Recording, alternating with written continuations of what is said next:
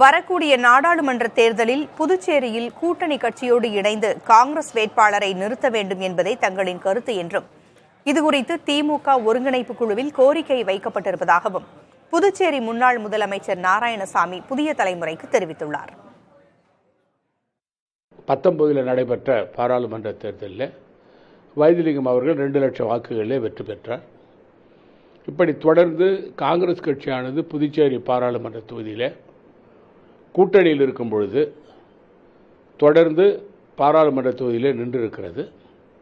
அதை கருத்திலே கொண்டுதான் இந்த முறை புதுச்சேரி பாராளுமன்ற தொகுதியிலே காங்கிரஸ் கட்சி வேட்பாளர் நிற்க வேண்டும் என்று காங்கிரஸ் தலைமையிடம் கடந்த சில தினங்களுக்கு முன்பு திராவிட முன்னேற்ற கழக தலைமையோடு பேச்சுவார்த்தைக்கு வந்த மரியாதைக்குரிய முகுல் வாஸ்னிக் அவர்களிடமும் மரியாதைக்குரிய சல்மான் குர்ஷித் அவர்களும் எங்களுடைய பேச்சுவார்த்தை குழு அவர்களை சந்தித்து நானும் வைத்திலிங்கம் அவர்களும் சட்டமன்ற கட்சி தலைவர் வைத்தியநாதன் அவர்களும் கோரிக்கையை வைத்தோம்.